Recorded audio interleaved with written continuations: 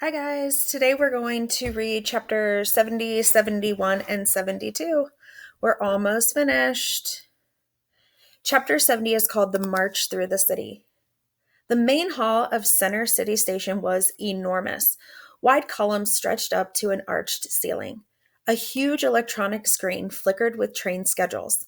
The whole place was bustling with humans and robots, and everyone seemed to know exactly where they were going. Everyone except Roz. There was our robot standing still in the station while commuters hurried past.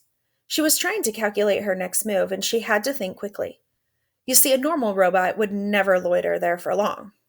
Roz needed to do something, anything, and when a crew of Rosm robots marched past in single file, she could think of no better plan than to join the end of the line and pretend to be one of them.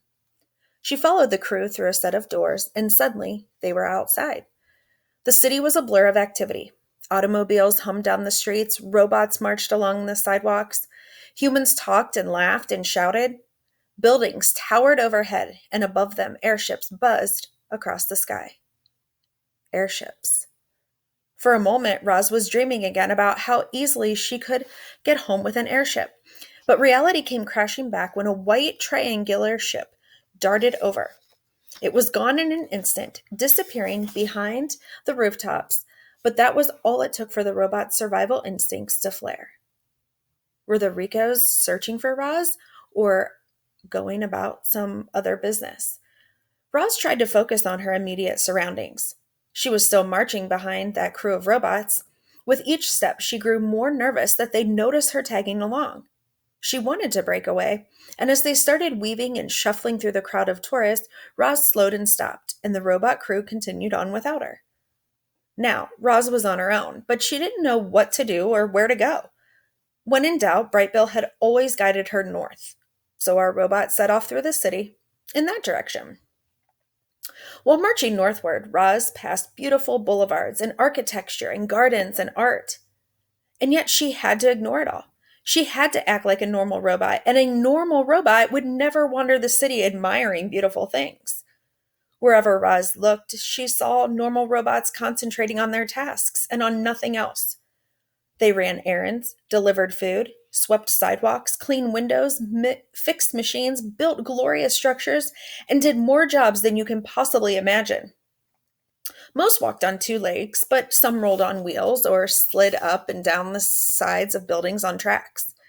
The city was a glittering, modern metropolis where humans lived in luxury, all thanks to the tireless work of robots.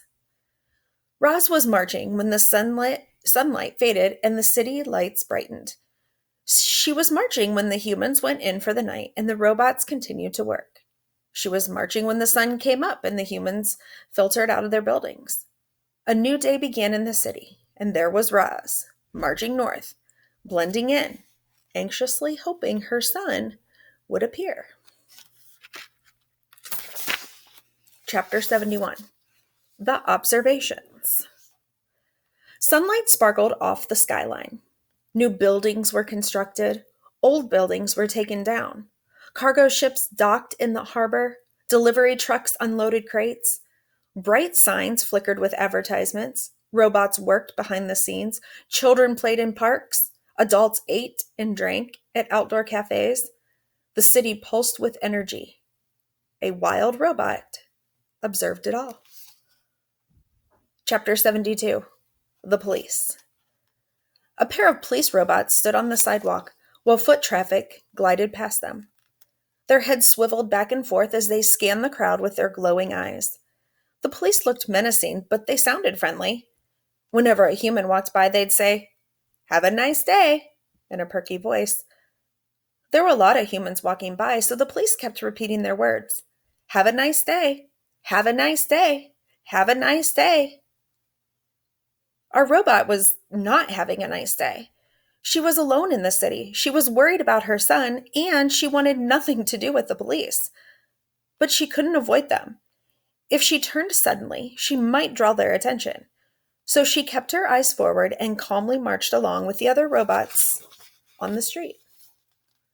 Roz may have looked calm on the outside, but on the inside, her thoughts were scrambled. Were the police dangerous? Did they work with the Recos? Was she about to be caught? It seemed as if the police were watching Roz.